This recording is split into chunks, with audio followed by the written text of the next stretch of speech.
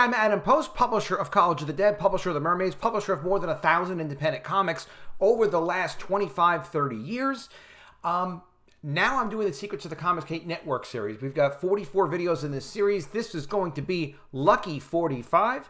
And this looks at the very simple difference, because I've just been through this in my last couple of campaigns, going from offering my campaign as a fixed goal instead of a flexible goal on Indiegogo. And I'm going to highly recommend that you stick with a fixed goal. Even though the flexible goal can be really attractive, fixed goal, and keep it as low as possible. The minimum on Indiegogo is $500. If you can do it at $500 and get the book delivered as promised, do it. If you can't, go higher, but keep it fixed. And I'm going to tell you why. The bottom line is this.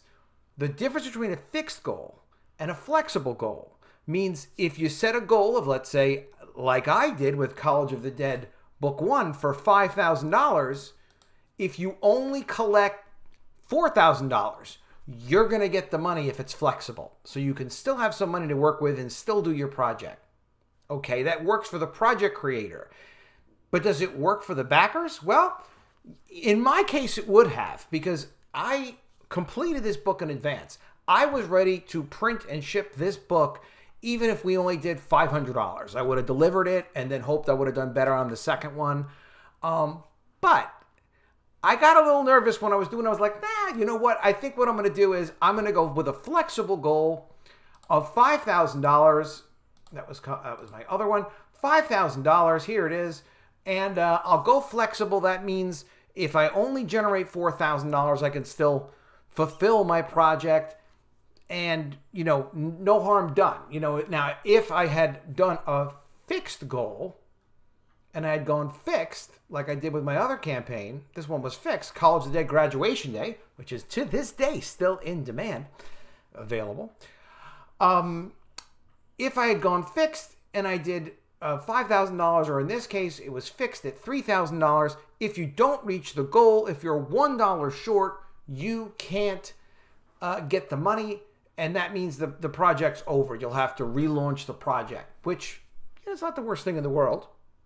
So why am I suggesting it makes more sense to go with a fixed goal no matter what your number really is instead of a flexible goal? The reason why I say fixed is because when I was doing this campaign, that back then particularly, even though I've published many comic books and delivered on many comics over the years, people didn't know that.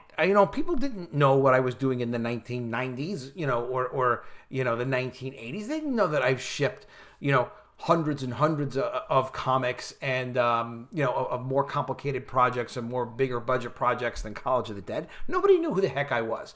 So they would look at my project and they'd flip through it and they'd say, okay, this is kind of cool. Oh, this is really cool. It's College of the Dead. And I got some support.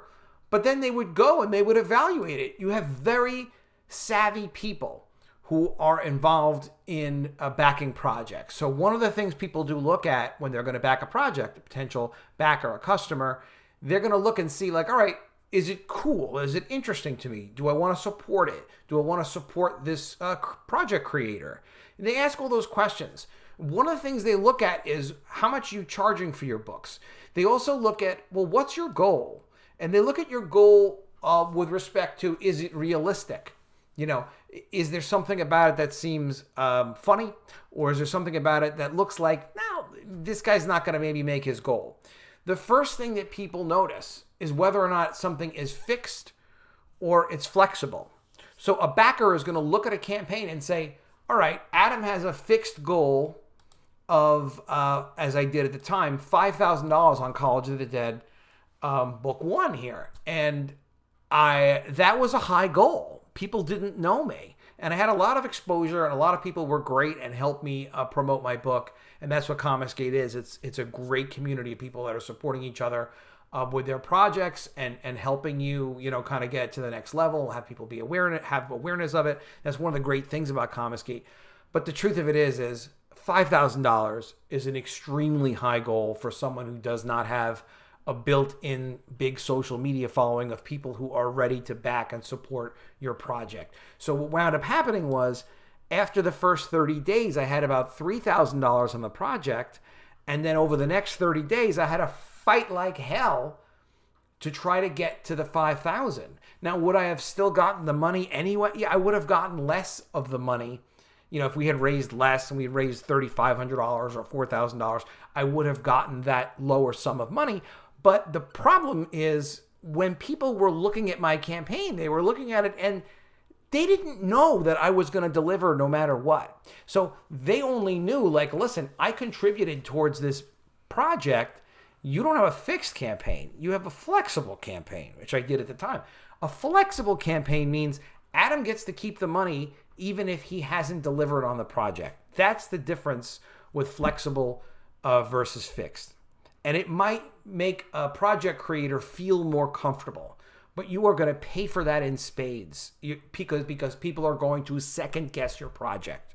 They're going to look at it and they're going to say, well, you know, is this someone who's really going to get $2,000 on their project? Are they going to get $5,000 on their project? Whatever they set their flexible goal at. Now, also, if you have a very relatively high fixed goal, and what's a relatively high fixed goal? Anything more than $3,000, no matter what your project is very high.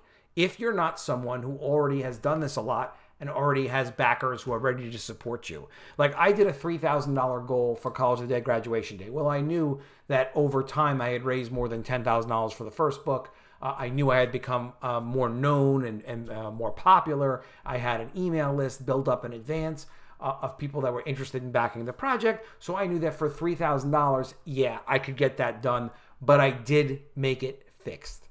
All right. So flexible means you're going to get the money no matter what, however much you raise. And that's, again, it's advantageous for a project creator, but it's disadvantageous for a project backer. And why is it disadvantageous? Because it's more risky. So they're going to look twice at how much they're spending on backing you, because you're going to get the money whether or not the book ships. I think I've made that point pretty well. So what I'm going to say this is, while I think it's great that Indiegogo gives you the option of flexible funding, Kickstarter does not. It's great that you have options, but it's a trap. It's better to not do flexible funding. It's better to just pick your number of what you need at fixed funding. And again, really don't go beyond $3,000 for a fixed funding goal unless you have a huge following. I know some of my friends, like Billy Tucci, I think went with a higher fixed goal. He can do that. He's got, you know, thousands of people that love his projects and they know who he is and they're going to support him. Just the same as well, though, picking a nice low fixed goal, that's really your best bet. And I hope that answers the question. You can get me, my link to me is in the description at Comics We Love. You can hit me up with any questions anytime on Twitter. I'll give you my best 2 cents of an answer. I love helping other creators. I've definitely been there before, and I love the process of making comics. Also, there's another 44 of these videos. Just select the ones you like. There's a link to the playlist in the project description, and hopefully those will be informative to you and be a little bit of a help to you. So College of the Dead is my current project. College of the Dead graduation day is still in demand. I'm really, really happy with how this project is done. It's already shipped. It shipped on time, and I'm in the midst of getting the art in on College of the Dead Book 3, which is College of the Dead Spring Break. I'm really excited about that. And we just completed The Mermaids. This is my 48-page new full-color series. It's based on a mermaid who starts out as a teacher and then honestly gets really pissed off and decides to change her purpose in life to getting revenge. It's full color. It is a really, really amazing series. I did this with a group of creators that I collaborated with. This is not a one-man job. Nobody does this as a one-man job. Well, people write novels all the time with lots of characters. But let me just say, put a lot of time into this one with some great people. So I just want to say I don't think I could have ever done anything like this on my own without the help of these people. We have this great making of book in there as well that shows you the full script, because we always work in full script on my projects, and a rough layout of each of the pages, and another 20 character designs that are just absolutely gorgeous by my character designer, Jerry Gertrudia. And then we have more character development as well. Which, by the way, this is not a how-to in terms of you need to do this. No one needs to do this much work. I just worked on this for a couple of years while I was getting back into comics publishing. And the book's completely done. We're finishing the production on it now. It's scheduled to ship April 2021. But this one's also in demand if you want to check it out. Let me know what you think. Hopefully this video has been helpful to you. Do you still see any kind of benefit to going with flexible?